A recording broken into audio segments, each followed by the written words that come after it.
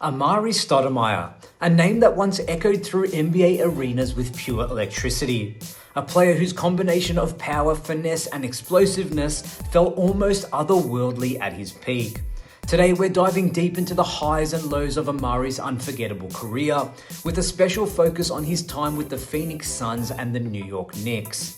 The numbers, the accolades, the injuries, the dominance, and ultimately the legacy that deserves far more recognition than it often gets. This is Remembering Amar'e Stoudemire. This is gonna be crazy. I like this. Oh, he got it. Finding Stoudemire inside. That joke, Liberty Duck.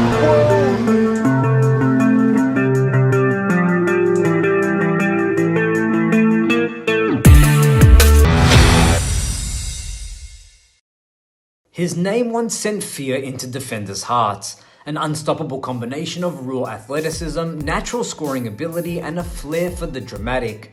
Since retiring from the league, we don't celebrate enough a career that gave us unforgettable highs, tragic lows, and a glimpse of what could have been.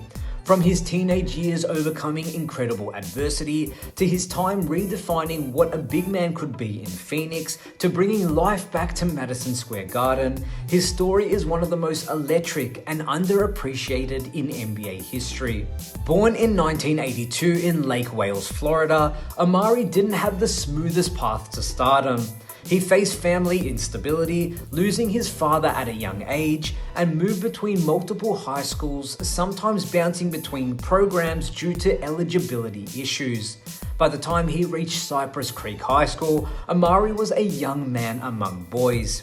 He averaged over 29 points, 15 rebounds, and nearly 7 blocks per game his senior year. Despite the challenges, his talent was undeniable. He skipped college altogether, a bold move in 2002, and declared for the NBA draft. And when the Phoenix Suns called his name at number 9 overall, it changed everything. Right away, Amar'e proved he wasn't just another athletic project. He averaged 13.5 points, nearly 9 rebounds, and brought an energy that electrified the Suns. Winning the Rookie of the Year over Yao Ming was no small feat. It immediately put him on the national radar. But Amar'e wasn't content with being good, he wanted to be great. Everything changed in 2004, when the Suns hired Mike D'Antoni and brought back Steve Nash. The philosophy, run and run fast. The goal was to take a shot within 7 seconds of every possession. It was chaos, it was beautiful, it was revolutionary. Amar'e became the engine that made it work. Between 2004 and 2008, Amar'e averaged 23.9 points per game, 9.4 rebounds, 1.5 blocks, and shot 56% from the field. Top-tier production with incredible efficiency. The pick and roll between Nash and Stoudemire was nearly unstoppable. Teams knew it was coming, and they still couldn't stop it. One dribble from Amar'e and he was at the rim, finishing with ferocity that very few players could match. The 2005 playoffs were his coming out party. 37 points per game against Duncan and the Spurs, one of the greatest playoff performances we've ever seen. And yet, injuries would soon become the dark cloud hovering over his brilliant Suns tenure. In 2005, after his breakout playoff run, Amar'e underwent microfracture surgery on his left knee, one of the riskiest procedures in sports medicine. Most players never fully return to form after microfracture surgery. Penny Hardaway, Chris Webber, the history wasn't kind. And for a time, there was a real fear. Was Amar'e actually done before he even got started? But again, he defied the odds. By 2007, Amar'e returned better than almost anyone expected. He was an all-star. He averaged 25 and 9 again. He reclaimed his place among the NBA elite. Still, he was never quite the same physically. A half step slower, a little more cautious, but mentally he was smarter. He added a mid-range jumper. He refined his post moves. In the summer of 2010, Amar'e took a leap of faith, signing a $100 million contract with the New York Knicks. At that moment, New York basketball was dead.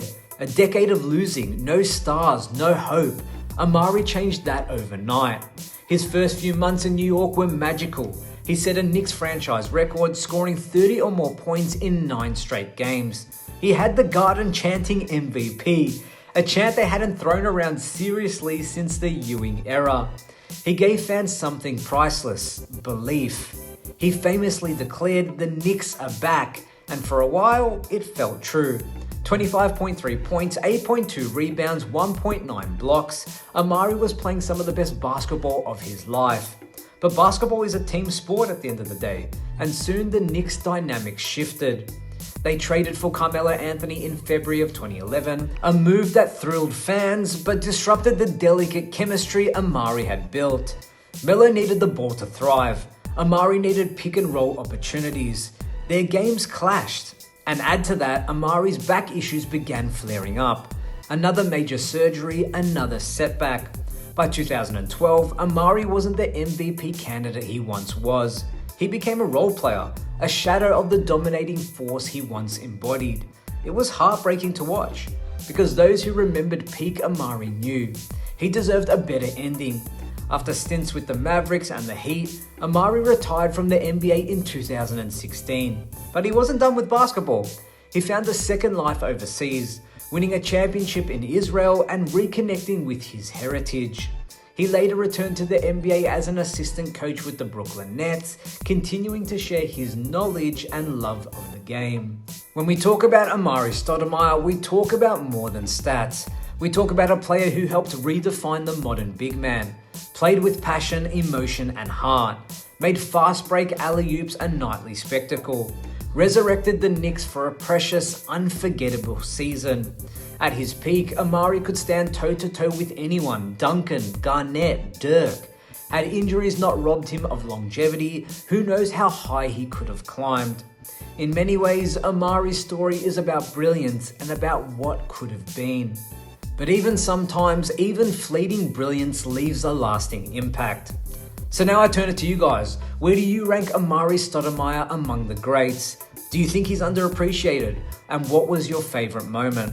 Let's celebrate his greatness and keep his legacy alive.